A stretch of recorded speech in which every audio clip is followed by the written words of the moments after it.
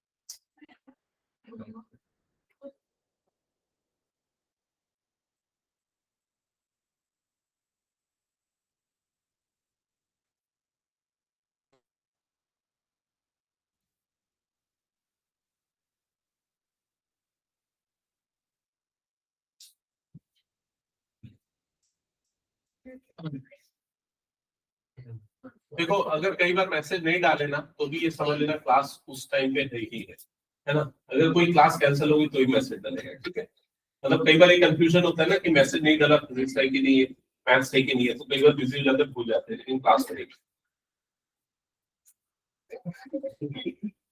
Okay, चलो start करते हैं। तो मैं एक एक करके पूछते जाता हूँ। याद है डायरेक्शन एंगल किनको बोलते थे? Direction angle alpha beta gamma. कोई भी लाइन एक्स के साथ जो एंगल बनाती है, एक्स मतलब एक्स एक्सिस के साथ जो एंगल बनाती है वो क्या होता है? अल्फा। वाई एक्सिस के साथ जो एंगल बनाती है बीटा, जेड के साथ एंगल बनाती है गामा। ये क्लियर हो गया? ध्यान से सुनना है, क्वेश्चन पूछ रहा हूं, आंसर भी दे रहा है। अगर कोई लाइन एक्स एक्सिस के पैरेलल है, किसके पैरेलल? हाँ, तो ये बताओ अल्फा की वैल्यू क्या लेंगे उसके लिए? 0। और बीटा कितना होगा? 90, क्योंकि अगर x के पैरेलल है तो y से कितना बनेगा? 90। z से कितना बनेगा? 90। तो अगर x के पैरेलल है तो अल्फा हो गया 0, बीटा हो गया 90 और गामा कितना हो गया? 90। समझ गया ना? क्या ये क्लियर है? सब बताओ जल्दी से। ओके, इनको क्या बोलते हैं अल्फा बीटा गामा को? Direction angles. फिर अगली चीज आती cos alpha cos beta cos gamma, क्या बोलते हैं इनको? और इनको और किससे डिनोट करते हैं? एलिमेंट। और इसके बीच में एक रिलेशन होता है एलिमेंट में, क्या होता है? L square plus n square plus n square equal to 1। क्या ये क्लियर हो गया? एक और चीज आती है डायरेक्शन रेशियोज, जिनको डायरेक्शन नंबर भी बोलते हैं, उसको किससे डिनोट करते हैं? एबीसी। तो एबीसी अगर आपको पता है, डायरेक्शन रेशियो अगर आपको पता है, एलिमेंट निकालना है तो कौन सा फॉर्मूला यूज होता है? ये वाला देख लो। एल क्या होता है? A upon root over a square plus b square plus c square. M के लिए बस बी अपॉन सेम। समझ गए? ये याद रहेगा। ठीक है, डन। हाँ, इसके अलावा अगर आपको किसी लाइन के डायरेक्शन रेशियो दे दे, मान लो कि किसी लाइन का डायरेक्शन रेशियो 1 2 3, बोलता है कि उसका एंगल बताओ कि एक्स एक्सिस के साथ कितना एंगल बना रहा है, मतलब क्या पूछ रहा है? अल्फा पूछ रहा है। क्या दे दिया है? एबीसी दे दिया है। तो सबसे पहला काम क्या करोगे? एबीसी से निकाल लोगे एल। निकाल लोगे ना ये फॉर्मूला लगा के, एल कितना जाएगा 1/√1 square plus 2 square plus 3 square, ठीक है। एल मिला मतलब क्या मिल गया, कॉस अल्फा मिला मतलब अल्फा मिल गया, समझ में आया कि नहीं ये चीज, तो उससे आप एंगल भी निकाल सकते हो। डन। तो सबसे पहला ये वाला स्लाइड आपको पता होना चाहिए। और क्या पता होना चाहिए, अगर कोई भी दो पॉइंट पता, ध्यान से सुनना, अगर कोई भी लाइन जो है एक ये दो पॉइंट से जा रही है 1 2 3 और ये वाला पॉइंट हो गया 4 5 6, ठीक है। अगर आपको बोलते हैं कि भाई ये लाइन के डायरेक्शन रेशियोज निकालो, बताओ जल्दी क्या होगा डायरेक्शन रेशियोज, क्या हो जाएगा x2 - x1 y2 - y1 z2 - z1, ये क्या हो जाएगा डायरेक्शन रेशियो, मतलब क्या एबीसी की वैल्यू क्या आ जाएगी, एबीसी की वैल्यू 3 3 और 3, और एबीसी मिल गया तो क्या मिल जाएगा एलएमएन मिल गया तो क्या मिल जाएगा अल्फा बीटा गामा, समझ गए। चलो नेक्स्ट आगे बढ़ते। तो ये सारी चीजें हमने पहले पढ़ी थी, ये एनसीईआरटी के क्वेश्चन है, हमने ऑलरेडी सॉल्व कर लिए थे। फर्स्ट एक्सरसाइज में यही है। सेकंड एक्सरसाइज से लाइन स्टार्ट हो जाती है। तो लाइन की दो तरह की इक्वेशन होती है, एक तो ये वाली, दूसरी ये वाली। इसको कौन सी इक्वेशन बोलते हैं, वेक्टर इक्वेशन। इसको बोलते हैं वेक्टर इक्वेशन ऑफ लाइन। इसमें ये पता होना चाहिए कि वेक्टर आर का मतलब क्या है। वेक्टर आर का मतलब क्या है, ये वाली जैसे लाइन है ना, देखो ये जो आपको दिख रहा है ना, ये लाइन है, ये लाइन में बहुत सारे पॉइंट है। तो जो वेरिएबल पॉइंट होता है ना, उसको हम पी से डिनोट करते हैं, जिसका कोऑर्डिनेट क्या होता है एक्स वाई जेड, और उसका जो पोजीशन वेक्टर होता है उसको हम किससे डिनोट करते हैं, वेक्टर आर से। तो वेक्टर आर का कंपोनेंट क्या होगा, एक्स आई प्लस वाई जे प्लस जेड के। क्या ये समझ गए, जैसे हम 2D में भी पढ़ते थे ना लाइन की equation, ax plus by plus c is equal to 0, तो वो x और y वेरिएबल पॉइंट होता था, वैसे यहाँ पर भी क्लियर हो गया सबको ये। और ये वेक्टर a क्या है, ये वाला वेक्टर a, ये वेक्टर a उस लाइन में आने वाले किसी भी एक दिए हुए पॉइंट का पोजीशन वेक्टर है, जिसको हम किससे डिनोट करते हैं, x1 y1 और z1 से। ये नोन पॉइंट होगा, इसकी वैल्यू पता होगी 1 2 3 4 5 6 ऐसा कुछ पता होगा। तो वेक्टर a क्या हो जाएगा, x1i plus y1j plus z1 के। यहां तक क्लियर हो गया, जल्दी बताओ, ठीक है। फिर ये वेक्टर b क्या होता था, बताओ जल्दी, उस लाइन के पैरेलल कोई वेक्टर या उसका डायरेक्शन, ये वाला वेक्टर b। और वेक्टर b का जो कंपोनेंट होता है उसको हम क्या लेते हैं, ai plus bj plus ck, और यही abc क्या कहलाते हैं, डायरेक्शन रेशियोज। क्या ये क्लियर हो गया। तो ये तीन चीजें अगर है, आप उठा के इसमें डाल दो, आपको कौन सी इक्वेशन मिल जाएगी, वेक्टर इक्वेशन। दूसरी इक्वेशन ये वाली, जिसको क्या बोलते हैं, कार्टेशियन इक्वेशन। कार्टेशियन इक्वेशन का फॉर्मेट ऐसा होता है, x minus x1 upon a। x1 क्या है भाई बताओ जल्दी, वेक्टर a का x वाला कंपोनेंट, i वाला component, y minus y1 upon p, z minus z1 upon c। a b c से आपको क्या पता चल जाएगा, डायरेक्शन रेशियोज, और वहीं से डायरेक्शन कोसाइन। क्लियर। एबीसी की जगह पे आप एलएमएन भी रख सकते हो, चलेगा, कोई दिक्कत नहीं। डन, ये चीज क्लियर। तो ये है इक्वेशन ऑफ लाइन जो आपको ध्यान में रखना है, ठीक है। अब अगर आपको क्वेश्चन में बोलता है कि कोई दो पॉइंट से पास होने वाली, ये वाला कंसेप्ट में नहीं है, कोई दो पॉइंट से पास होने वाली लाइन का इक्वेशन निकालो। जैसे मान लो ये एक लाइन है, इसका कोऑर्डिनेट x1 y1 z1 और इसका कोऑर्डिनेट x2 y2 z2, ठीक है। बोलता है भाई इक्वेशन निकालो इस लाइन की जो दो पॉइंट से पास हो रही है। सिर्फ एक ही फॉर्मूला याद रखना, कार्टेशियन वाला। क्या था formula, x minus x1 upon x2 minus x1 equal to y minus y1 upon y2 minus y1 equals to z minus z1 upon z2 minus z1। That's it. सिर्फ ये फॉर्मूला ध्यान में रखना और आपको क्या मिल जाएगा, कार्टेशियन इक्वेशन। एक बार कार्टेशियन निकला तो उसको किस में कन्वर्ट कर सकते हो, वेक्टर में। चलो एक एग्जांपल लेता हूं, जल्दी से सॉल्व करके बताओ। Find the Cartesian and equation. आपको डाउट है, बता रहा हूं अभी, नोट करना। Find the Cartesian and vector equation of line. Find the Cartesian and vector equation of line passing through the point 2 3 minus 5 and 4 2 1. Find the Cartesian and vector equation of line passing through these 2 points. ठीक है, note कर लिया। जल्दी से फॉर्मूले में डालो और पहले इक्वेशन बना दो कार्टेशियन वाला। कैसे डालना है वो बताओ। ये हो गया आपका x1 y1 z1, ये हो गया आपका x2 y2 z2। सीधे सीधे देखो यहाँ पर क्या लिखा है, x माइनस x1, तो x minus 2 divided by x2 minus x1, तो x2 माइनस x1 मतलब कितना आ जाएगा, 4 माइनस 2। समझ गए ना कैसे करना है। हाँ जल्दी बताओ क्या इक्वेशन, आगे और एक बता दो एग्जांपल। अगला है y माइनस वाई वन, तो y minus y one upon y2 minus y one, y2 minus y one मतलब 2 minus equal to z minus z1, तो z माइनस z1 मतलब z minus of minus 5 divided by z2 minus z1, तो 1 minus of क्या आ जाएगा minus 5। तो ultimately यहां पर मिलेगा x माइनस 2 डिवाइडेड बाय 2 और equal to y minus 3 divided by minus 1 equals to z plus 1 divide z plus 5 divided by 6। क्या ये हो गया? जल्दी बताओ सभी, डन सबका? हाँ, अब थोड़ा सा याद करना, इसके पहले जो मैंने बताया था इक्वेशन ऑफ लाइन, दोनों फॉर्म्स बताए थे। कौन कौन से दो फॉर्म्स थे? सबसे पहले क्या था? Vector form. क्या था वेक्टर फॉर्म? याद हो जाना चाहिए, r is equal to a plus lambda vector b, ठीक है। और दूसरा कौन सा? Cartesian form. क्या था Cartesian form? x minus x1 upon a equal to y minus y1 upon b equal to z minus z1 upon c। क्या ये क्लियर हो गया? ठीक है। अब निखिल सामने ध्यान देना, एबीसी की वैल्यू बता जल्दी, इधर सामने आके बैठ जल्दी। हाँ, सारे बच्चे इधर ध्यान दो, ठीक है। अब ये स्टैंडर्ड फॉर्म है और ये वाला आपका इक्वेशन जो भी आपको मिला है, क्या इन दोनों को कंपेयर कर सकते हो? बताओ x1 की वैल्यू कंपैरिजन करके बताओ क्या है। x1 आ गया 2, y1 की वैल्यू, z1 की वैल्यू -5, abc बताओ जल्दी। 2 -1 और c की वैल्यू कितनी आ गई? 6। ध्यान रख लिया, सौभाग्य सामने ध्यान देना। अब यहां पर मैंने वेक्टर ए के बारे में क्या बताया था? वेक्टर ए क्या होता है याद करो, x1 i y1 j और z1 k। तो वेक्टर ए आपको क्या मिल जाएगा? 2i plus 3j minus 5k। और वेक्टर बी क्या मिलेगा? 2i minus j plus 6k। अब क्या करो, इसको सीधे सीधे यहां पर रख दो, तो क्या आ जाएगा? Vector r is equal to vector a. Vector a मतलब 2i plus 3j minus 5k plus lambda vector b, तो वेक्टर बी की जगह पे क्या आ जाएगा? 2i minus j plus 6k। क्या ये हो गया? बताओ जल्दी से, एकदम शॉर्टकट। क्या करना है? नीचे से आपको क्या मिल जाएगा? Vector B.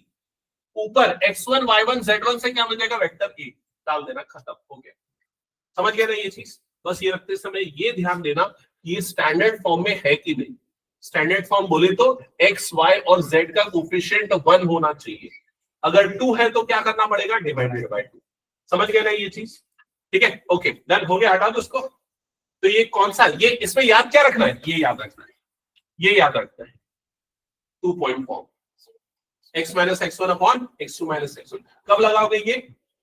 जब लाइन की इक्वेशन निकालनी हो जो 2 पॉइंट से पास होगा। तो व्हाट्सएप करता हूं ना, ठीक है।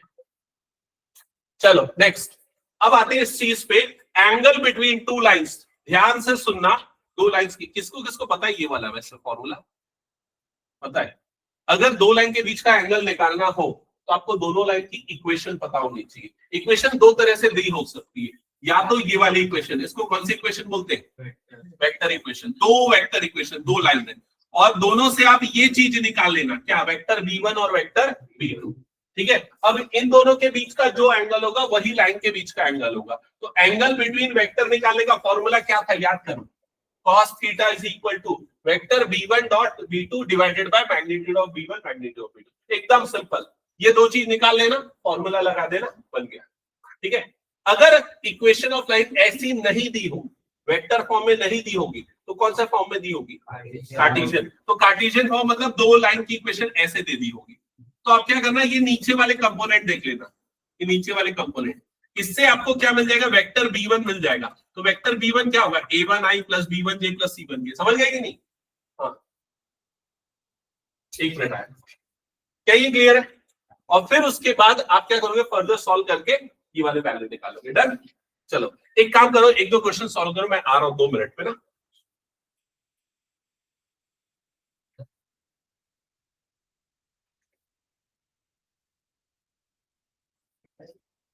मैं ना सेक्शन बी से स्टार्ट कर रहा हूं, सेक्शन बी से स्टार्ट कर रहा हूं। ये 3 क्वेश्चन आपके सामने, थोड़ा बहुत ट्राई करो अगर कोई सा बन पा रहा है तो, ठीक है।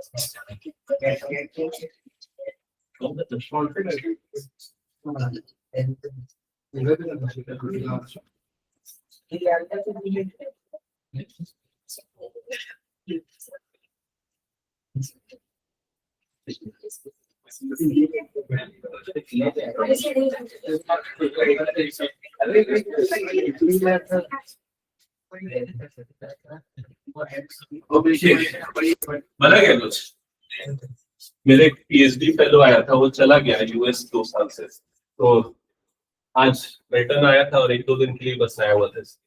हाँ चलो ठीक है। सो ये क्वेश्चन मेरे ख्याल से नहीं बना हुआ ना किसी से भी, 1 2 3 ये तीनों किसी से नहीं बना हुआ, ठीक है, पढ़ तो लिया होगा क्वेश्चन। हाँ ठीक है, तो जैसा मैं बता रहा था कि एनसीईआरटी का क्वेश्चन ठीक है बहुत आसान है, लेकिन बोर्ड्स में क्वेश्चन 3D का अलग है पूरा, समझ गए ना ये चीज।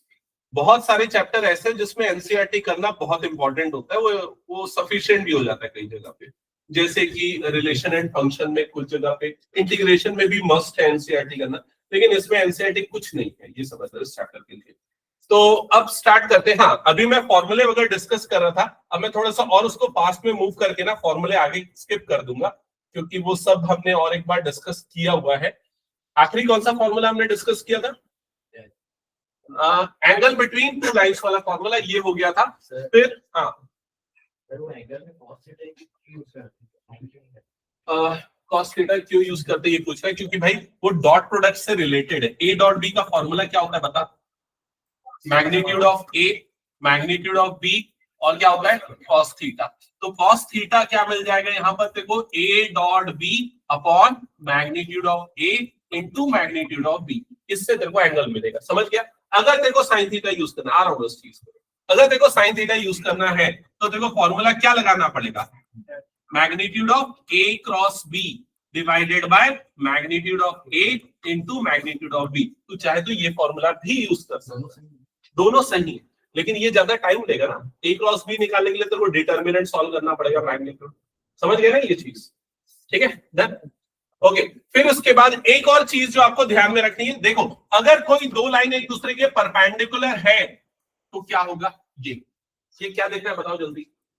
A1 A2 B1 B2 C1 C2 का सब क्या है, जीरो। क्या है A1 B1 C1 A2 B2 C2? Direction ratios, पहली और दूसरी लाइन के। समझ गए ना ये चीज? और अगर कोई दो लाइन एक दूसरे के पैरेलल है तो क्या होगा, क्या होगा, A1 upon A2 B1 upon B2 C1 upon C2 क्या आएगा, सेम।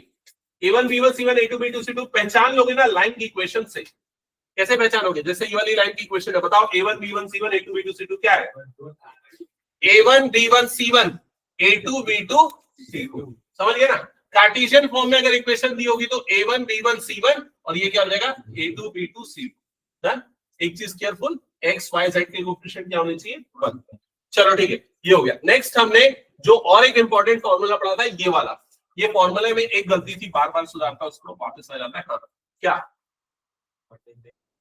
ये है, किस चीज का formula, distance between skew line. Skew lines क्या होती है, ऐसी लाइन, जैसे एक लाइन ऐसे गई एक लाइन ऐसे गई, जो लाइन अलग अलग प्लेन पे है वो लाइंस को क्या बोलते हैं, स्क्यू लाइंस। जो ना ही एक दूसरे को कट करे ना ही एक दूसरे के क्या हो, पैरेलल हो। उनके बीच का अगर डिस्टेंस निकालना है तो हमें क्या मिलना चाहिए, दोनों लाइन का इक्वेशन पता होना चाहिए। ये हो गई दोनों लाइन की इक्वेशन। इक्वेशन से आप चार चीजें निकाल लोगे, vector A1 vector A2 vector B1 vector B2। समझ गए ना ये चीज? फिर उसके बाद ये फॉर्मूला लगाना है। फॉर्मूला देखो क्या है यहाँ पर, मॉड लगा हुआ है क्योंकि डिस्टेंस हमेशा क्या आता है, पॉजिटिव। फिर यहाँ पर क्या लिखा है, B1 cross B2, B1 cross B2, cross product कैसे निकालते हैं वो डिटरमिनेंट सॉल्व करके, याद है कि नहीं? फिर डॉट में क्या जगह यहाँ पर A2 minus A1 divided by में क्या लिखा हुआ है, determinant of sorry magnitude of B1 cross B2। ये फॉर्मूला ध्यान रखना, distance between two skew lines. ठीक है? और अगर डिस्टेंस बिटवीन पैरेलल लाइंस निकालना है तो अगर कोई दो लाइन पैरेलल होगी तो दोनों के लिए वेक्टर भी सेम होगा, A1 और A2 अलग अलग हो सकते हैं। फॉर्मूले में क्या चेंज आ जाएगा, यहाँ वेक्टर बी आ जाएगा और यहाँ पर क्या आ जाएगा, determinant of magnitude of vector b आ जाएगा। दैट्स इट, इतना ही चेंज। और इसके अलावा कोई फॉर्मूले नहीं है मेरे ख्याल से। ठीक है, बस इतना ही है। चलो स्टार्ट करते हैं प्रीवियस ईयर क्वेश्चन सॉल्व करना। तो सबसे फर्स्ट मैं सेक्शन बी से स्टार्ट कर रहा हूं। सेक्शन बी का क्वेश्चन नंबर 1 क्या लिखा हुआ है, जल्दी से पढ़ो, नोट करो, पहले पढ़ो और नोट करो।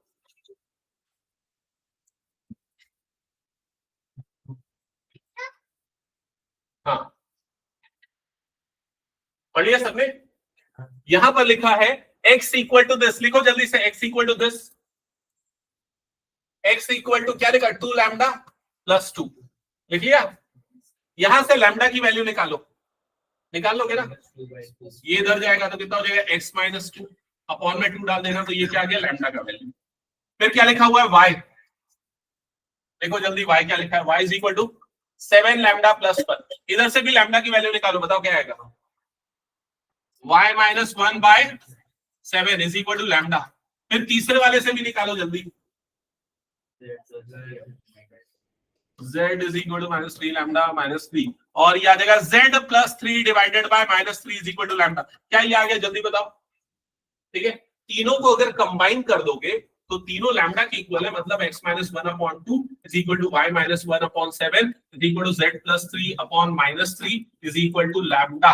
डन। ये बन गया आपका पहली वाली लाइन का इक्वेशन। क्या ये क्लियर हो गया? क्या ऐसे ही दूसरी लाइन का इक्वेशन निकाल सकते हो? जल्दी निकालो, बताओ क्या आएगा।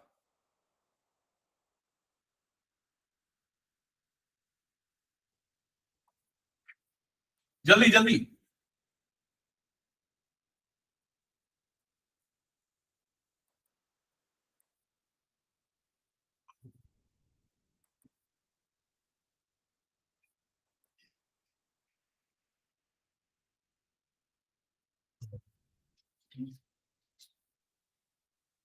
आ गया ना सबको समझ में कैसे निकला है? अब क्या पूछ रहा है क्वेश्चन में कि चेक करके बताओ कि ये दोनों लाइंस परपेंडिकुलर है कि नहीं। परपेंडिकुलर याद करो अभी, परपेंडिकुलर के लिए मैंने क्या बताया, a1 a2 plus b1 b2 plus c1 c2 क्या होना चाहिए, 0। तो जल्दी यहां पर देखो, बताओ a1 क्या है, a1 a2 -2, ठीक है, तो लिख लो -2। b1 b2 कितना जाएगा, +40। c1 c2 कितना जाएगा, -12। ऐड करने पे क्या आएगा सबका, 0।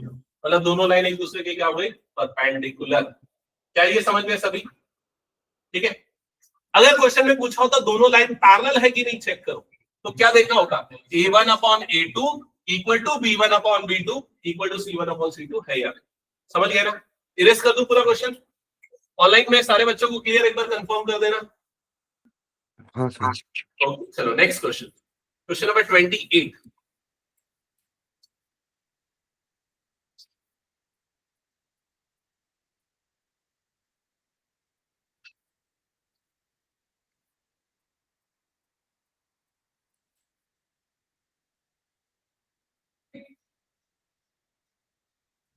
खाली इमेजिन करो क्वेश्चन को, सॉल्यूशन के पीछे मत भागो, खाली क्वेश्चन को इमेजिन करो कि क्या बोल रहा है। क्वेश्चन में बोल रहा है एक लाइन है, मान लो ये लाइन है, उसकी इक्वेशन पता है, ठीक है पता है, और क्या बोल रहा है, find the coordinate of point on the line. आपको इस लाइन पे किसी एक पॉइंट के कोऑर्डिनेट निकालने हैं, समझ गए ना, कोऑर्डिनेट निकालना है, ये भी क्लियर हो गया। Which are at a distance इतना, जिसका इतना डिस्टेंस है, कहां से, ओरिजिन से। तो इमेजिन कर लो ये ओरिजिन है, ओरिजिन का कोऑर्डिनेट क्या होता है, 0 0 0, और वहां से इसका डिस्टेंस कितना दिया हुआ है, √11 दिया। क्या ये क्लियर हो गया?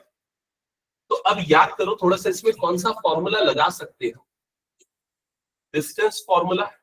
डिस्टेंस एक लाइन और दूसरे लाइन के, एक पॉइंट और दूसरे पॉइंट के बीच में ना, क्योंकि हमें ये पॉइंट का कोऑर्डिनेट चाहिए, तो इन दोनों पॉइंट के बीच में डिस्टेंस फॉर्मूला, जो 3D का डिस्टेंस फॉर्मूला 11th में पढ़ते थे, वो वाला डिस्टेंस फॉर्मूला क्या होता था, √(x2 - x1 का whole square plus y2 - y1 का whole square plus z2 - z1 का होल स्क्वायर। अगर आपके दिमाग में आ रहा होगा कि सर आज भी तो डिस्टेंस फॉर्मूला पढ़े, वो क्यों नहीं लगाए, तो वो फॉर्मूला, डिस्टेंस फॉर्मूला किसके बीच का था, दो लाइंस के बीच का था।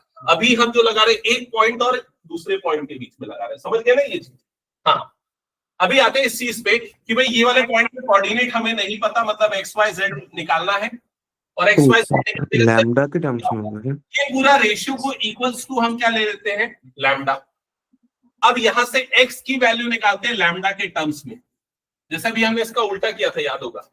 अभी x की वैल्यू लैम्डा के टर्म्स में निकालेंगे, तो x/1 इज इक्वल टू क्या हो जाएगा, लैम्डा। तो x की वैल्यू कितनी आ गई, लैम्डा। उसी तरीके से इसको लैम्डा से इक्वेट करो और y की वैल्यू निकालो, बताओ क्या आएगा, y is equal to 2 lambda plus 1। इसको इक्वल टू लैम्डा करो और जल्दी से z की वैल्यू निकालो, 2 लैम्डा माइनस 1। क्या ये क्लियर हो गया? तो अल्टीमेटली आपको ये वाले पॉइंट का कोऑर्डिनेट लैम्डा के टर्म्स में मिल गया। एक आया लैम्डा, एक आया 2 लैम्डा प्लस 1, और एक क्या आया 2 लैम्डा माइनस 1। क्या ये क्लियर हो गया? अब लगाओ इन दोनों में डिस्टेंस फॉर्मूला, इन दोनों में डिस्टेंस फॉर्मूला। तो डिस्टेंस फॉर्मूला √x2 - x1 का होल स्क्वायर, x2 - x1 का होल स्क्वायर, ऐसे ही होगा ना, प्लस y2 - y1 का whole square, 2 lambda plus 1 minus 0 का whole square, plus z2 - z1 का whole square,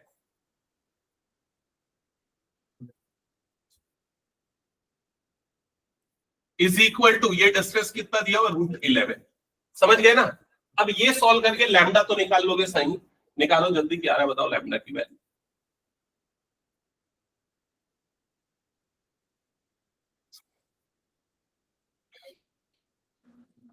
lambda square equals to 9/7। Lambda square की lambda, अच्छा एक second, square 9 lambda square plus 2 होगा रूट के अंदर, squaring both the sides.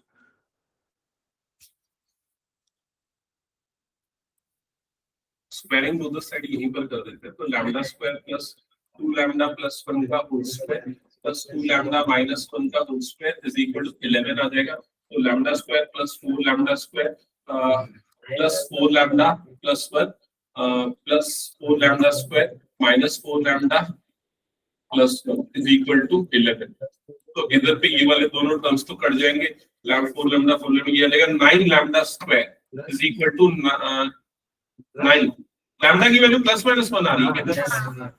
Lambda की वैल्यू प्लस माइनस 1, एक बार चेक करना प्रवीण कैलकुलेशन। हाँ हाँ, नहीं नहीं वो मैंने, ठीक है, कोई डाउट किसी को? a प्लस बी का whole square a minus b का होल स्क्वायर एक्सपांड किया, सॉल्व किया, फाइनली लैम्डा ही आ गया। ठीक है, हमें निकालना क्या था? कोऑर्डिनेट्स x y z की वैल्यू। तो देखो लैम्डा की वैल्यू जो आई, मान लो लैम्डा इज इक्वल टू 1 लेते हैं, तो लैम्डा की वैल्यू 1 यहां पर डाल देना, तो x इक्वल टू 1 आ गया। लैम्डा की वैल्यू 1 यहां पर डाल देना, तो y की वैल्यू कितनी आ जाएगी? 3। और यहां 1 डालोगे तो z की वैल्यू कितनी आ जाएगी? 1। तो कोऑर्डिनेट क्या जाएगा? 1 3 1। क्या ये क्लियर हो गया? और -1 लोगे तो आपको दूसरी वैल्यू मिलेगी, -1 लोगे तो क्या मिल जाएगा? -1 -1 -3। क्लियर? दोनों ही आंसर करेक्ट होंगे और इसी तरह के क्वेश्चन एग्जाम में आने का पूरा चांस है, याद रखना। ठीक है, किसी को कोई डाउट इस क्वेश्चन में तो बताओ, हटा दो। चलो next question, question number 29। Question number 29, जल्दी जल्दी पढ़ना।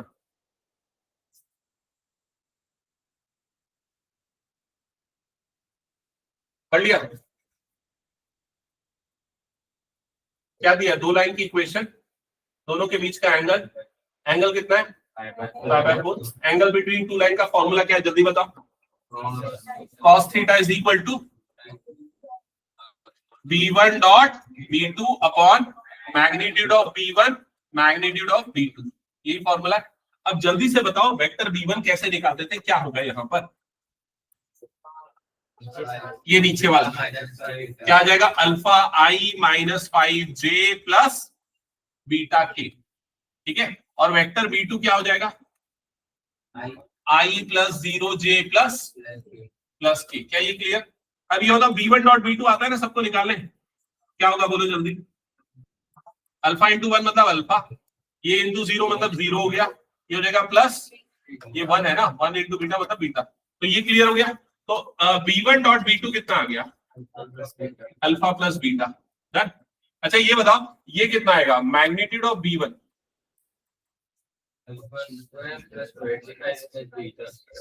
Root over alpha square plus 25 plus beta square. ये बताओ मैग्नीट्यूड ऑफ b2 कितना आएगा?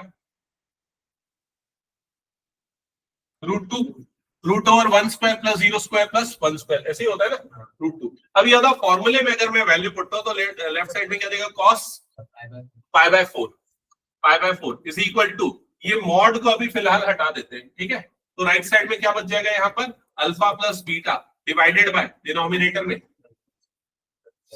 Root over alpha square plus beta square plus 25 into √2। क्या ये समझ में आया? बताओ जल्दी। फिर क्या होगा?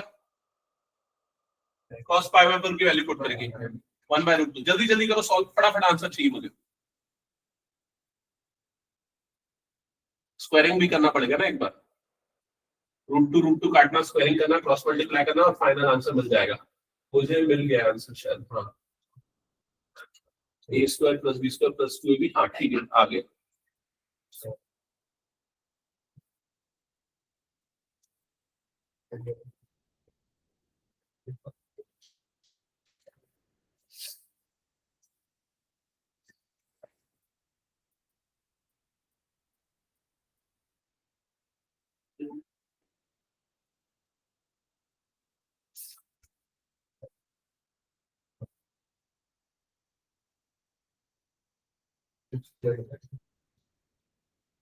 क्या है?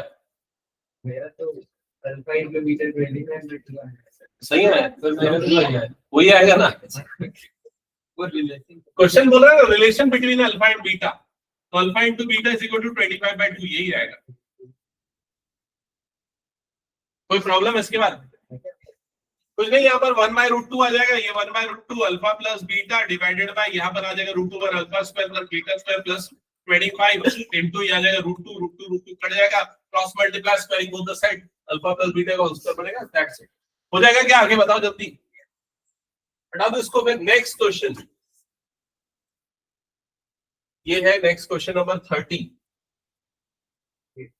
अच्छा, इसका ओवरऑल वेटेज देखो 8 मार्क्स का है। मेरा जो एनालिसिस है 8 नंबर के क्वेश्चन इसमें से आएंगे, ठीक है। 5 तो आना तय है, 5 नंबर का एक क्वेश्चन, 5 + 3 या 5 + 2 + 1 ऐसा चांस है, ठीक है।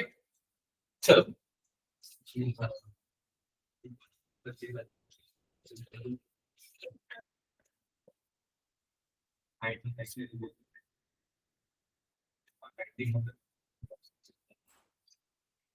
एक बार सारे बच्चे पढ़ के रख लो इस क्वेश्चन को।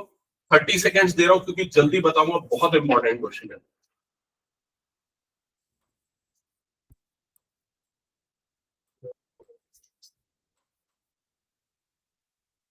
पढ़ लिया? समझ में आया नहीं यार? पढ़ तो लिया ना सबने? एक लाइन की वेक्टर इक्वेशन निकालनी है। क्या फॉर्मूला होता है वेक्टर इक्वेशन का? R = A + lambda vector B। ए क्या होता है? ए क्या होता है? जिस पॉइंट से वो पास हो रहा है उस पॉइंट का पोजीशन में क्या वो दिया हुआ है। तो वेक्टर ए कितना बताओ जल्दी? 2i + j + 3k बोल रहे हैं ना, इस पॉइंट से पास हो रहा है, इस पॉइंट से पास हो रहा है, तो यहां से मिल गया वेक्टर ए। वेक्टर बी क्या होता था याद करो? वेक्टर बी वो वेक्टर होता था लाइन जिसके पैरेलल है या लाइन के डायरेक्शन वाला वेक्टर, याद आया?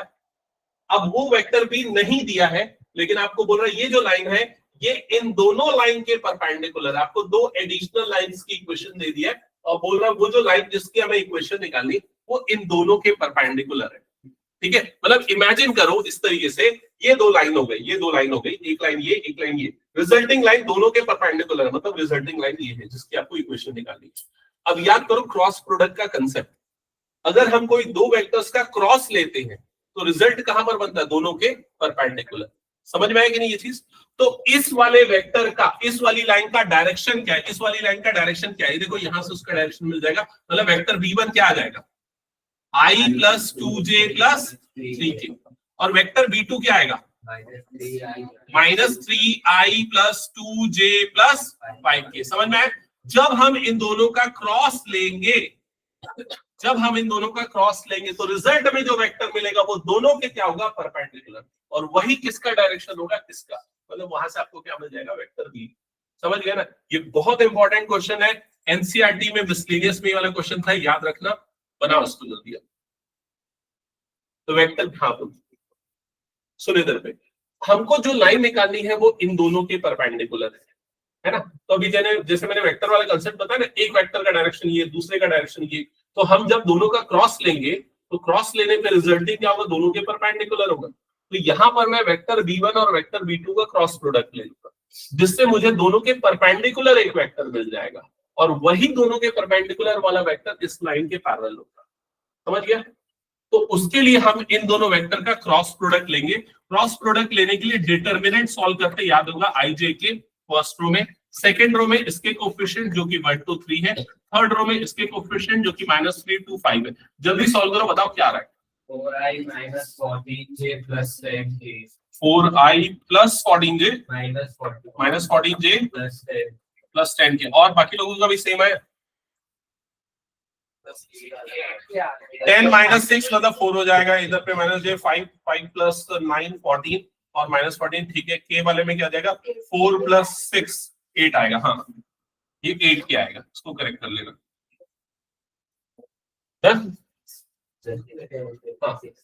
तो अब ये दोनों वेक्टर मिल गया ना, अब कुछ नहीं, उठा के इन दोनों को पुट कर दो यहाँ पर। वेक्टर ए तो ऑलरेडी दिया था, वेक्टर बी निकाल लिया, तो इक्वेशन ऑफ लाइन आ जाएगी वेक्टर r = क्या होगा?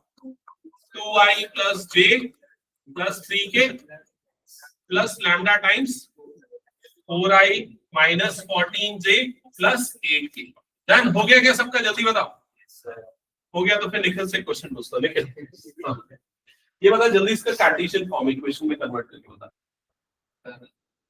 ओरली चाहिए ना, ओरली कार्टेशियन में कन्वर्जन इसका क्या होता है यार ना? कार्टेशियन x - x1 / a = हाँ बोल। अरे ऐसे ही होगा, x - x1, x1 क्या है? 2, तो x - 2 / 4, y - 1 / -14, z - 3 / 8। समझ गए ना? यहां से मिलता है x1 y1 z1, यहां से मिलता है a b c। हटा दो इसको फिर मैं। चलो नेक्स्ट क्वेश्चन। हाँ, इसका ऑप्शन वाला पार्ट।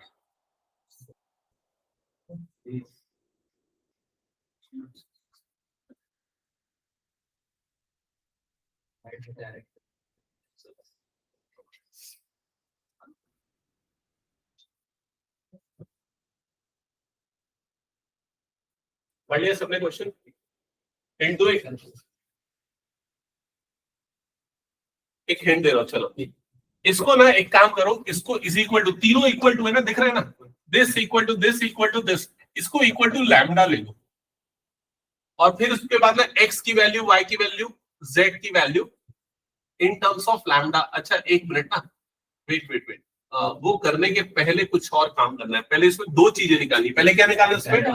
Direction cosines. तो डायरेक्शन कोसाइंस निकालने के लिए ना ये वाला काम करो, इसको ऐसे जमाओ, x minus x1 upon a, y minus y1 upon b equal to क्या हो जाएगा, z minus z1 upon c, that is equal to lambda. इस फॉर्मेट में पहले जमाओ, डायरेक्शन कोसाइन पहले निकालो। इस फॉर्मेट में जमाने के लिए देखो यहाँ पर x का कोफिशिएंट क्या चाहिए, हमें 1 चाहिए। 1 निकालने के लिए पहले इसको 5 को कॉमन निकाल लेते, तो कितना बन जाएगा, x माइनस 3/5। क्या ये समझ में आया? इसके अपॉन में अभी कुछ नहीं, होल अपॉन में क्या है, 1 है। अब ये 5 को नीचे डाल देंगे तो x माइनस 3/5 डिवाइडेड बाय कितना आ जाएगा, ये 1/5। क्या ये स्टेप में कोई डाउट है तो पूछ लो, कैसे किया, समझ में आएगा? ये जैसे 5 कॉमन निकाला, अब दोनों को, न्यूमरेटर और डिनोमिनेटर को 5 से डिवाइड कर दिया, तो ये 5 से कट गया और ये 1/5 बन गया। समझ गए ना ये चीज? रेसिप्रोकल हो गया अल्टीमेटली, तो वही होगा। अगले टर्म को वैसे ही करो। क्या करेंगे, पहला स्टेप क्या होगा, 15 कॉमन निकालना, तो क्या बच जाएगा, y प्लस 7/15 अपॉन में क्या है 1, तो क्या हो जाएगा, 15 नीचे आ जाएगा, तो y प्लस 7/15 डिवाइडेड बाय क्या बन जाएगा, 1/15 इक्वल टू, तीसरा वाला टर्म क्या हो जाएगा, क्या कॉमन निकलेगा इसमें से, -10 कॉमन निकालना पड़ेगा ना, ताकि z वाला कोएफिशिएंट पॉजिटिव हो जाए। तो z बचेगा और यहाँ पर माइनस निकला है, मतलब -3/10 हो जाएगा। समझ गए ना कैलकुलेशन क्या कर रहा हूं मैं? डिवाइडेड बाय डिनोमिनेटर में क्या बचा है, 1। ठीक है, डिनोमिनेटर में 1 है। अच्छा इधर पे लिखना चाहिए था, -10 और z -3/10 डिवाइडेड बाय कितना हो गया, 1। अब -10 से डिवाइड कर दो ऊपर और नीचे, तो नीचे में कितना आ जाएगा, -1/10। क्या ये समझ में, बताओ जल्दी? मैंने इसको स्टैंडर्ड फॉर्म में, इस फॉर्मेट में जमाया। अब ऐसा करने से मुझे क्या पता चल जाएगा, ABC। तो ABC की वैल्यू क्या है, ये A हो गया, ये B हो गया और ये क्या हो गया, C हो गया। ABC को क्या बोलते हैं, डायरेक्शन रेशियो। फिर मैंने बताया डायरेक्शन रेशियो ABC पता है, तो LMN कैसे निकालते हैं? हाँ, याद है ना, L इज इक्वल टू क्या होता था, A/√1 A² + B² + C²। जल्दी सॉल्व करो और ABC निकालो। LMN निकालो।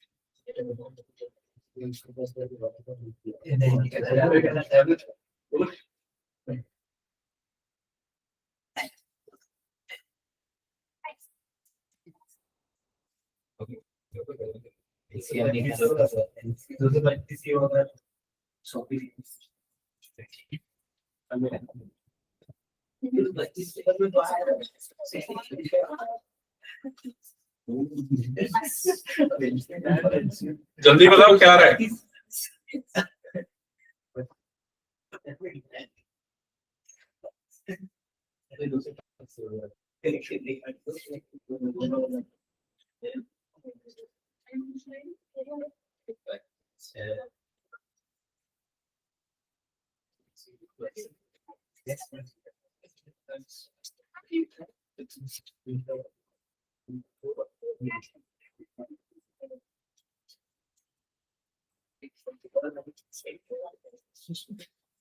कितना है?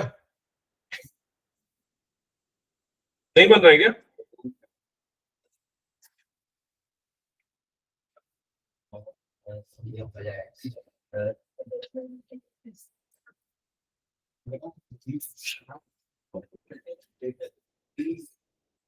बहुत बड़ा हो रहा है कैलकुलेशन, शॉर्टकट बताओ। जब इनटू करना ही है तो सिर्फ 5 से क्यों कर रहे हैं? ऐसे नंबर से करो जिससे पूरा बदल जाए और इजी हो जाए, क्योंकि डायरेक्शन रेशियोज है ना, ये तीनों इक्वल है। तो आप चाहो ना तो इन सबको किसी भी एक नंबर से मल्टीप्लाई कर सकते हैं। कौन से नंबर से मल्टीप्लाई करने पे ये और आसान बन जाएगा? 30 से अगर इन सबको मल्टीप्लाई कर दोगे तो ये नंबर कितना कितना हो जाएगा? ये नंबर कितना हो जाएगा? 6, ये नंबर कितना हो जाएगा? 2, और ये नंबर कितना हो जाएगा? -3। समझ गए ना? क्या ये चीज समझ में आई जो मैंने बताया? ये जो डायरेक्शन रेशियोज है ना, ये डायरेक्शन रेशियोज जो है ना, ये रेशियोज चाहे जैसे दियो वैसे ले लो, या उसको किसी एक नंबर से मल्टीप्लाई कर दो तो भी चलेगा, कोई दिक्कत नहीं। ठीक है, क्योंकि रेशियोज को रिप्रेजेंट कर रहे हैं। सेम नंबर से मल्टीप्लाई करोगे तो भी रेशियो सेम होंगे।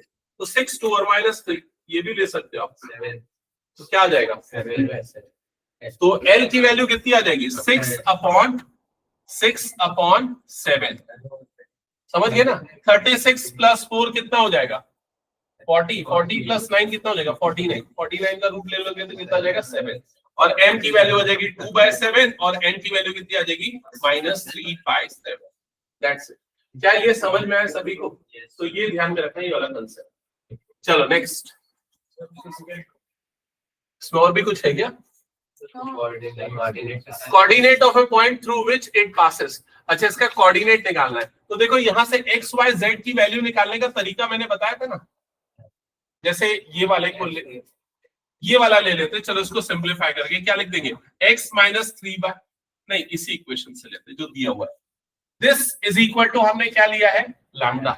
तो वहां से x की वैल्यू कितनी आ जाएगी? 5x इज इक्वल टू कितना आ जाएगा? लैम्डा +3। और x की वैल्यू कितना आ जाएगी? लैम्डा +3/5। ये x की वैल्यू। ऐसे ही y की वैल्यू बताओ क्या आएगी? और y की वैल्यू निकालोगे तो ये आ जाएगा लैम्डा -7/15। और z की वैल्यू क्या आएगी बताओ? z की वैल्यू आ जाएगी 3 - λ/10। ये चीज आया क्या समझ में? बताओ जल्दी से। तो ये x, y और z की वैल्यूज आ गई। अब इसमें लैम्डा का कोई भी एक वैल्यू डाल दो, 1, 2, 3, 4, कोई भी एक रेशियो डाल दो। जो भी आप पॉइंट डालोगे आपको वो x, y, z की वैल्यू मिल जाएगी। ठीक है, अब आपके दिमाग में ये क्वेश्चन आएगा कि सर कौन सी वैल्यू डालेंगे, कैसे पता चलेगा? कोई भी डाल सकते हैं, क्योंकि किसी लाइन में कितने पॉइंट होते हैं? इनफाइनाइट पॉइंट्स होते हैं। अगर एक वैल्यू डाल रहे हो, मान लो लैम्डा इज इक्वल टू 1 डाल रहे हो, 1 डालोगे तो x की वैल्यू कितनी मिल जाएगी? यहाँ पर 4/5। y की वैल्यू कितनी हो जाएगी? -6/15। z की वैल्यू 1। तो एक पॉइंट का कोऑर्डिनेट 2 डालोगे तो दूसरे पॉइंट का, 3 डालोगे तो तीसरे पॉइंट का, ऐसा करके इनफाइनाइट पॉइंट्स है। तो आपको कोई भी एक पॉइंट निकालने होगा तो एक पॉइंट इस तरीके से मिलता है। क्लियर हुआ ये चीज? ठीक है, हटा दो इसको फिर मैं। चलो नेक्स्ट क्वेश्चन, क्वेश्चन नंबर 31।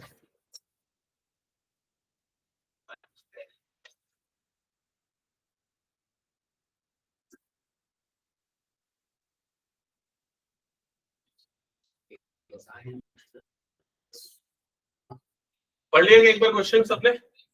तो आपको वेक्टर इक्वेशन और कार्टेशियन इक्वेशन निकालनी है। पहले तो वेक्टर इक्वेशन का फॉर्म क्या होता है बताओ जल्दी? r = a + lambda vector b। Vector a क्या है ये पता है क्या? वेक्टर a जिस पॉइंट से वो पास हो रहा है उसका पोजीशन वेक्टर, जो कि दिया हुआ है, कितना है? i + 2j - k। क्या ये क्लियर? वेक्टर b जिसके वो पैरेलल है, वेक्टर b जिसके वो पैरेलल है, तो ये किसके पैरेलल है? वो इस लाइन के पैरेलल है। समझ गए ना? अगर कोई दो लाइन आपस में पैरेलल है तो दोनों के लिए वेक्टर बी सेम होगा। समझ गए ये चीज? दोनों के लिए वेक्टर बी सेम होगा, तो इस वाली लाइन से इसका वेक्टर बी निकाल लो, वही वेक्टर बी इसका भी हो जाएगा। तो इसका वेक्टर बी कैसे निकलेगा, तो अभी पिछले क्वेश्चन में हमने किया था, स्टैंडर्ड फॉर्म में कन्वर्ट करके। कैसे स्टैंडर्ड फॉर्म में कन्वर्ट करना पड़ेगा, पहले क्या कॉमन निकालोगे, 5, x माइनस 5 डिवाइडेड बाय क्या हो जाएगा 1, फिर क्या लगेगा x माइनस 5 डिवाइडेड बाय 5, नहीं डिवाइडेड बाय कितना देगा 1/5। क्या ये क्लियर हो गया?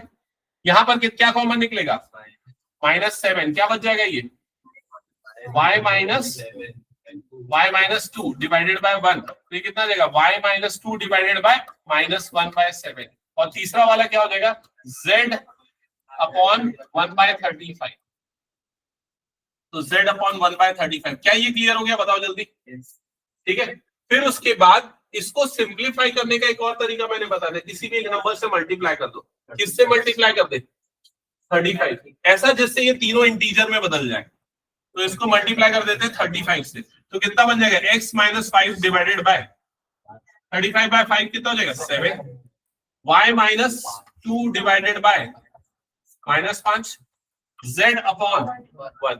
क्या ये क्लियर हो गया, जिससे आपको वेक्टर बी मिल गया। वेक्टर बी क्या आ जाएगा 7i minus 5j plus k। क्या ये क्लियर है, बताओ जल्दी सभी। वेक्टर ए मिल गया, वेक्टर बी मिल गया, दोनों को इस इक्वेशन में पुट कर दो, तो क्या आ जाएगा r is equal to i plus 2j minus k plus lambda into 7i minus 5j plus k। Done हो गया सभी का, जल्दी बताओ। इसका Cartesian equation, Lakshya Cartesian equation orally x minus 1 upon 7 हाँ is equal to x y minus 2 upon -5। Correct, ठीक है, हो गया, समझ गए ना सभी। ओके, हटा दो फिर इसको मैं। चलो नेक्स्ट क्वेश्चन पे आगे बढ़ते हैं। Question number 33।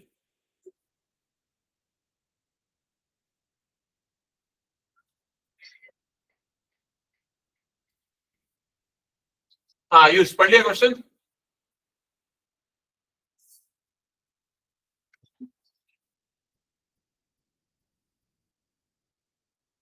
वेक्टर इक्वेशन निकाले। वेक्टर इक्वेशन का स्टैंडर्ड फॉर्म क्या होता है, r is equal to a plus lambda vector b।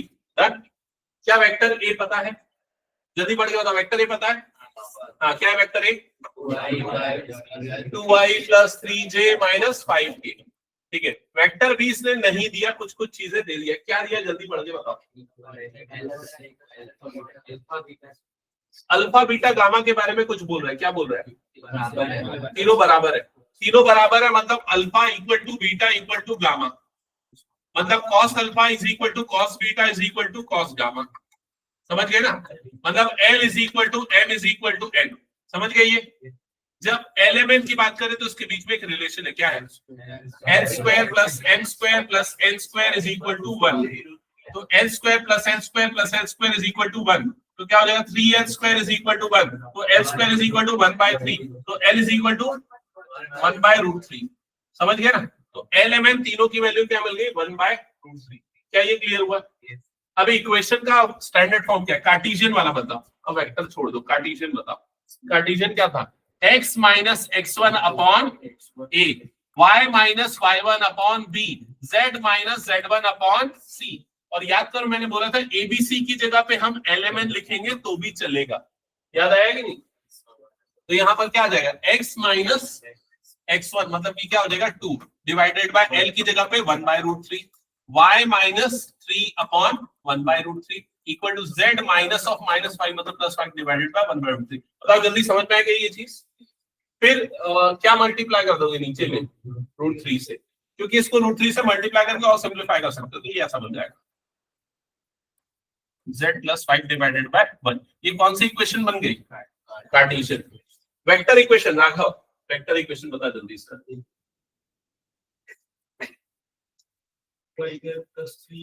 Vector r is equal to 2i plus 3j minus 5k।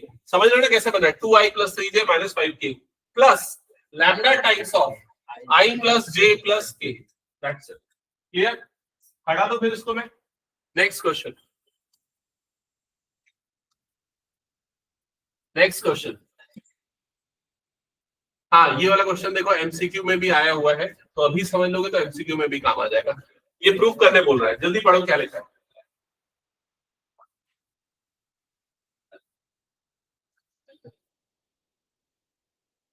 हाँ शाम में भी बताओ क्या दिया है। जब मैं क्वेश्चन पढ़ने के लिए बोलता हूँ ना तुम लोगों को, तो मैं देखते रहता हूँ कौन क्या कर रहा है। हाँ ठीक है, पढ़ लिया ना। तो अल्फा बीटा गामा क्या है? Direction angles. और क्या प्रूफ करना है इस क्वेश्चन में? Sine square alpha plus cos square alpha plus sine square alpha plus sine square beta plus sine square gamma is equals to 2। याद है एक प्रॉपर्टी हमने देखी थी एलिमेंट की, जो पिछले बार यूज की, क्या है वो? L square plus m square plus n square is equal to क्या होता है? 1। एल क्या होता है? एल होता है कॉस अल्फा, तो स्क्वायर करेंगे मतलब क्या बन जाएगा? Cos square alpha. एन क्या होता है? कॉस बीटा, तो क्या बन जाएगा? Cos square beta plus cos square gamma is equal to क्या बन जाएगा? 1। क्या ये समझ में आया? अब ये बताओ कॉस स्क्वायर को साइन स्क्वायर में कैसे बदलते हैं? 1 minus sine square alpha plus 1 minus sine square beta plus 1 minus sine square gamma is equal to क्या बन जाएगा? 1। क्या ये क्लियर हो गया?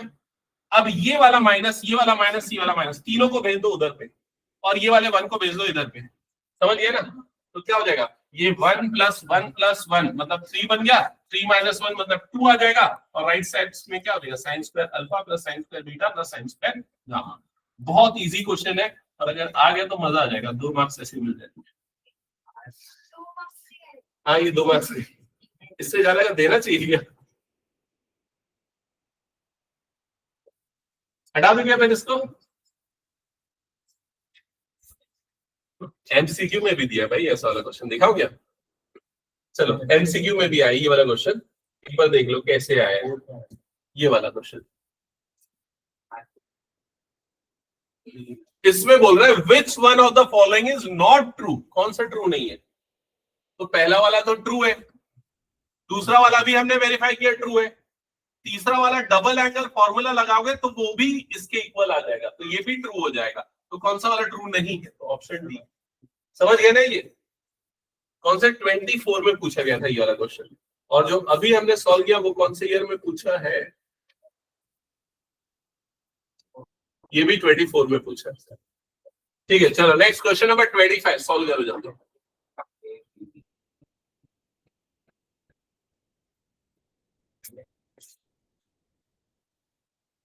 लक्ष्य पढ़ना अच्छे से, घर बनवाए ना बेबी।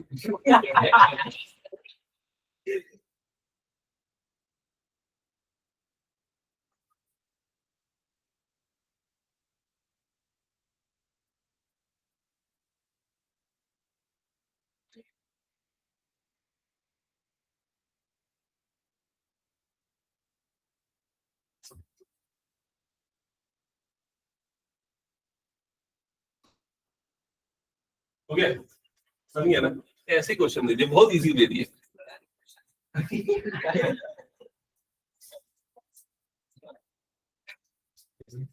किसका हो गया?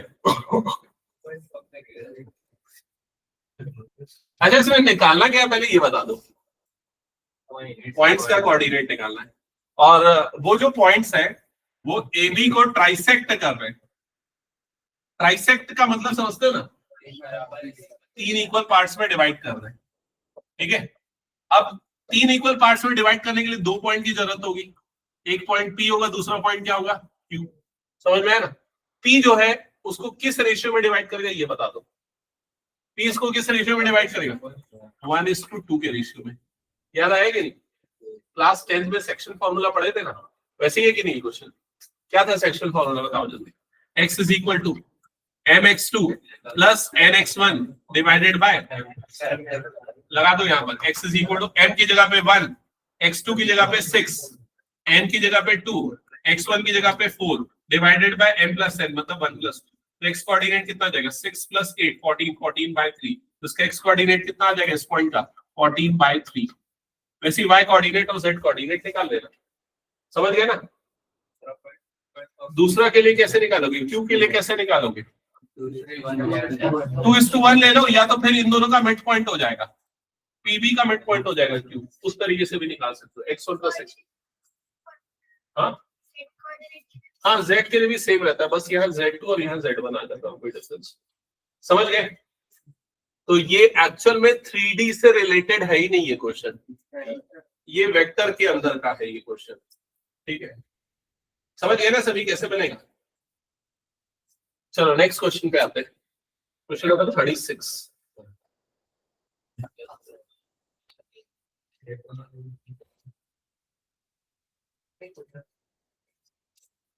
ये वाला यार अच्छा क्वेश्चन है, पहले जल्दी से इक्वेशन नोट डाउन करो और नोट करते करते सोचते जाना कि क्या निकालना है इस क्वेश्चन में।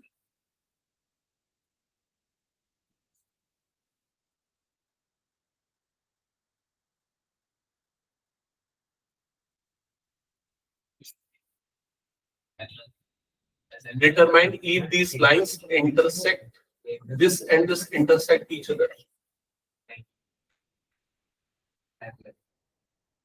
हाँ, नोट कर लिया सबने क्वेश्चन?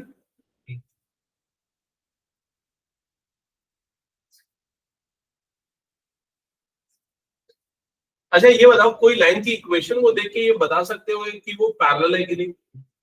कैसे पता चलता है? या तो बी सेम होना चाहिए या सेम रेशियो में होना चाहिए। तो यहाँ पर देखो सेम रेशियो में है कि नहीं, तो 3/2 और ये सेम रेशियो में नहीं, मतलब ये लाइन पैरेलल तो नहीं है, ये तो क्लियर हो गया। ठीक है, तो ऐसा जरूरी नहीं कि पैरेलल नहीं है तो इंटरसेक्ट करेंगी ही, पैरेलल नहीं है तो हो सकता है स्क्यू लाइंस हो। समझ गए ना? तो आप क्या करो, स्क्यू लाइन का डिस्टेंस वाला जो फॉर्मूला होता है वो फॉर्मूला लगाओ और डिस्टेंस निकालो। अगर ये डिस्टेंस 0 आया मतलब वो दोनों एक दूसरे को इंटरसेक्ट कर रही है। समझ में आएगा? कंसेप्ट क्या था? स्क्यू लाइन का डिस्टेंस वाला फॉर्मूला बड़ा सा फॉर्मूला था, D इज इक्वल टू क्या था बताओ जल्दी? मॉड B1 क्रॉस B2, और फिर यहाँ पर डॉट लेते थे। किससे डॉट लेते थे?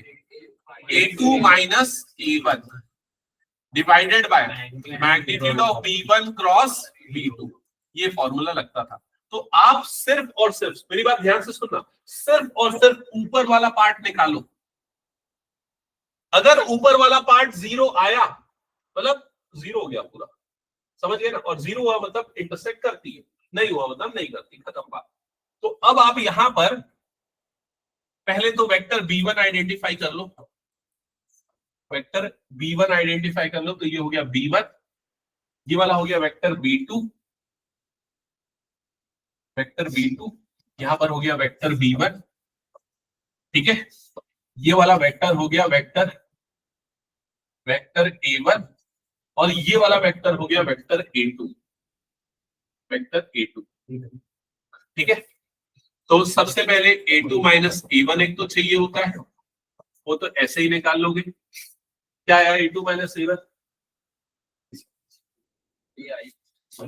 3i माइनस 8 प्लस 0 के। ठीक है, फिर B1 क्रॉस B2, उसमें तो डिटर्मिनेंट सॉल्व करना रहता है और कुछ भी नहीं।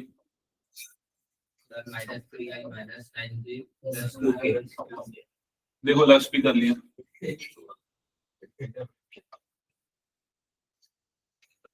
हाँ, क्या आया है? माइनस 3i माइनस 9j आ रहा है, माइनस 3j आ रहा है क्या?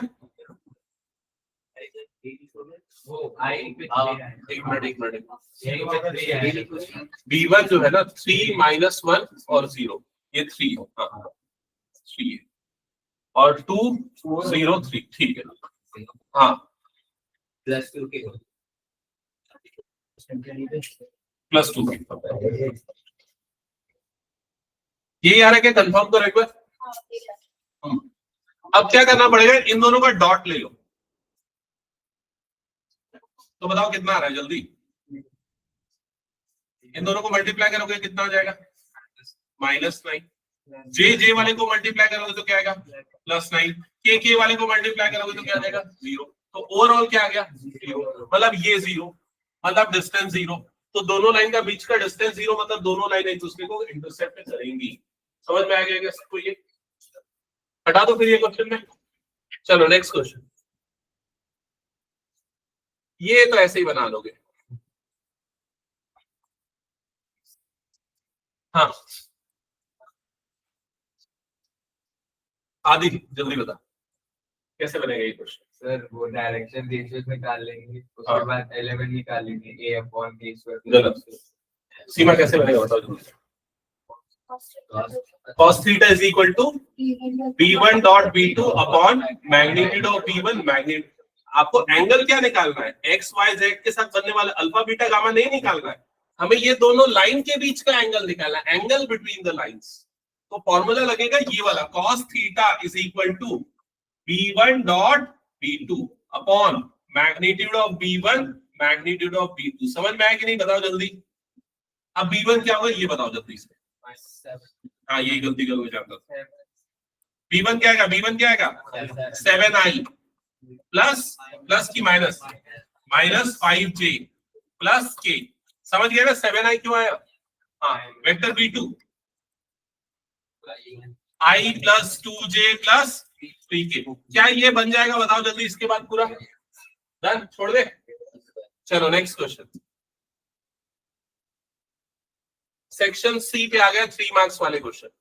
एक्चुअली मैं रिवर्स ऑर्डर में सॉल्व करवाना चाह रहा था, फिर मैं सोचा कि ज्यादा लंबा हो जाएगा। चलो ये वाला क्वेश्चन करते हैं। जब भी ये दिख जाए ना मतलब समझ जाओ बहुत इंपॉर्टेंट है, फुट ऑफ द परपेंडिकुलर या फिर image of coordinate of the image, ये वाले क्वेश्चन बहुत आते हैं। ठीक है, अच्छा ये वाला क्वेश्चन कैसे बनेगा उसके पहले बता दो 39 ताकि मैं स्किप कर दूं। कौन सा फॉर्मूला क्या है, b1 cross b2 b1 cross b2 dot a2 minus a1 divided by magnitude of b1, जो पिछले बार अभी हम लगा रहे थे बस वही वाला फॉर्मूला। तो ये वाला स्किप कर दे रहे, ये तो बन जाएगा। ये वाला क्वेश्चन देखते हैं जल्दी से क्या बनेगा। ठीक है, find the coordinates of the foot of the perpendicular drawn from this point two this line. तो इमेजिन करना कि ये लाइन है, ये पॉइंट है, ये पॉइंट का कोऑर्डिनेट है 0 2 3 0 2 3 और यहां पर इसका परपेंडिकुलर बन रहा है और इस पॉइंट को बोलेंगे उसका फुट ऑफ द परपेंडिकुलर जिसका कोऑर्डिनेट है XYZ और आपको यही XYZ निकालना है। समझ गए कि नहीं। ठीक है, जब भी पढ़ता हूं मेरे को इसका हिंदी ट्रांसलेशन याद आता है। ठीक है, तो कैसे निकालेंगे इस क्वेश्चन को, कैसे सॉल्व करेंगे इसको। इज इक्वल्स टू क्या करेंगे, lambda is equal to lambda करके XYZ की वैल्यू निकालो। निकालो जल्दी XYZ की वैल्यू। अभी मत सोचो ज्यादा, बस जो बोल रहा हूं वो करो। XYZ की वैल्यू लैम्डा कैसे निकलती है, ये भूत तो नहीं है ना, हमने किया था ऐसा वाला। ये वाले टर्म को इक्वल टू लैम्डा करो तो x कितना आ जाएगा 5 लैम्डा माइनस 3, तो 5 लैम्डा माइनस 3। जल्दी बताओ y कितना आएगा 2 lambda plus 1 3 lambda minus 4। Done, यहां तक हो गया, जल्दी बताओ। नेक्स्ट चीज पूछो, ये बताओ अगर मुझे ये वाली लाइन के डायरेक्शन रेशियो चाहिए, क्या चाहिए, क्या चाहिए, direction ratios A1 B1 C1, तो वो कैसे निकलेंगे। स्टार्टिंग में हमने डिस्कस किया था, क्या था, 2 पॉइंट से पास होने वाली लाइन का direction ratio x2 minus x1 y2 minus y1 z2 minus z1, ऐसे ही होगा। हाँ तो बताओ क्या आ जाएगा, इसमें से इसको कर देते हैं यार माइनस, ज्यादा से x2 माइनस x1 कितना हो जाएगा 5 लैम्डा माइनस 3। ऐसा ये भी करोगे तो भी कोई गलत नहीं है, लेकिन मैं ऐसा कर रहा हूं। ठीक है, इसमें से इसको माइनस करोगे तो क्या आ जाएगा 2 लैम्डा माइनस 1।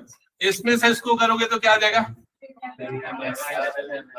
3 lambda minus 7। सबको समझ में आया ना ये क्या निकाला मैंने, ये वाली लाइन के डायरेक्शन रेशियोज है जो हमारे पास ऐसे कुछ मिले, ये वाले मिले। क्या ये क्लियर हो गया सभी को, जल्दी बताओ। अच्छा ये बताओ ये वाली लाइन के डायरेक्शन रेशियो, ये वाली लाइन के डायरेक्शन रेशियो क्या पता है तुम लोगों को, इस लाइन के,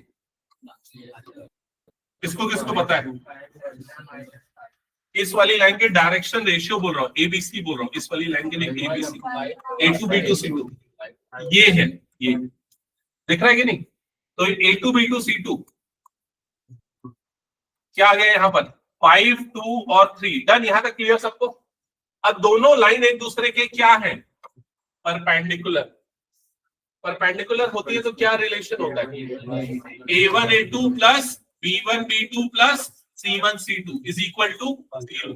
जल्दी ये सारी वैल्यू पुट करो, जल्दी ये सारी वैल्यूज पुट करो, A1 B1 C1 A2 B2 C2। और अगर किसी को ये समझ में नहीं है कैसे आया तो पूछ लो दोबारा। पहले बता A1 B1 C1 कैसे है वो बताओ, वो आ गया समझ में। A1 B1 C1 मतलब हमने ये वाले पॉइंट का कोऑर्डिनेट निकाला, फिर x1। A2 B2 C2 कैसे है? A2 B2 C2 एक्चुअली ये वाली लाइन के डायरेक्शन रेशियो है। इस लाइन की इक्वेशन हमें दी है, तो उसकी इक्वेशन में जो नीचे वाला नंबर होता है वही तो डायरेक्शन रेशियो होता है ना, तो A2 B2 C2 आ गया। अब दोनों अगर एक दूसरे के परपेंडिकुलर है तो A1 A2 B1 B2 C1 C2 0 आ जाएगा। अब यहाँ पर पुट कर देना, यहाँ पुट करेगा तो A1 की जगह पे आ गया तेरा 5 लैम्डा माइनस 3, A2 की जगह पे आ गया 5, B1 की जगह पे 2 लैम्डा माइनस 1, B2 की जगह पे 2, C1 की जगह पे 3 लैम्डा माइनस 7, C2 की जगह पे 3 इक्वल टू 0। सॉल्व करोगे तो क्या मिलेगा? कितना है? 19/20। 95 प्लस 4 29 प्लस 9 38 38 और इधर माइनस 20 माइनस 2 माइनस 20 माइनस 21 और माइनस 2 माइनस 23 माइनस 23।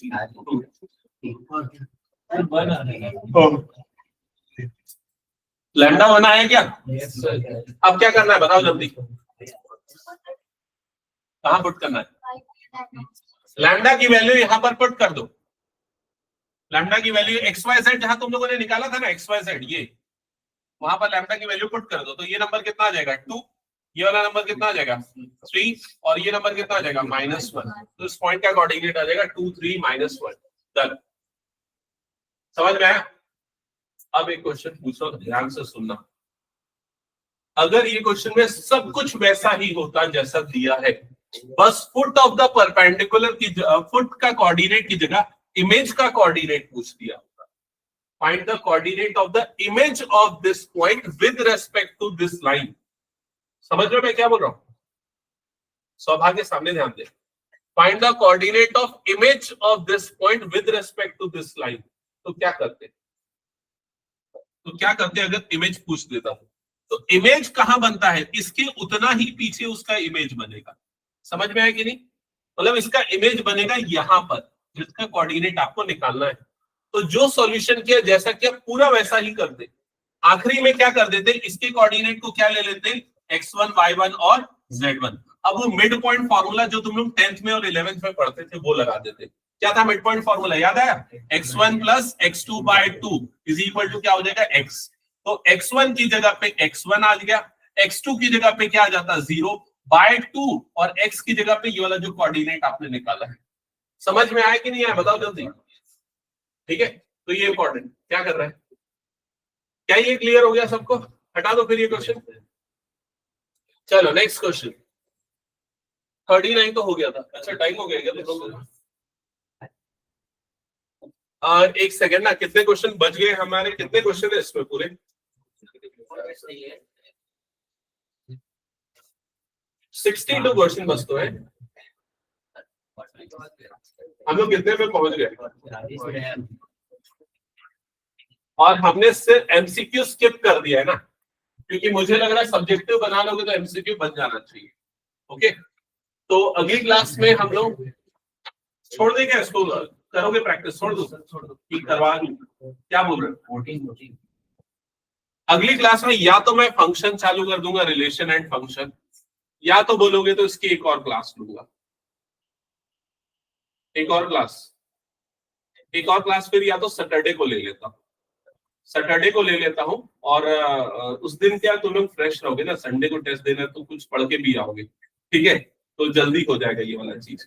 ठीक है, तो सैटरडे को 3D का एक क्लास लूंगा और अगली क्लास में मैं रिलेशन एंड फंक्शन वाला टॉपिक स्टार्ट कर दूंगा। और सबसे पहले मैं रिलेशन कराऊंगा, एक क्लास में रिलेशन पूरा खत्म करना है। ठीक है, रिलेशंस का कर के आओगे तो ज्यादा बेहतर होगा। कराऊंगा तो मैं ऐसे ही कराऊंगा जैसे आज मैं शॉर्ट में जल्दी में रिवाइज कराया ना कि क्या होता है रिफ्लेक्सिव, सिमेट्रिक, ट्रांजिटिव। और एनसीईआरटी के इंपॉर्टेंट क्वेश्चन और पीवाईक्यू यही करवाऊंगा, ठीक है।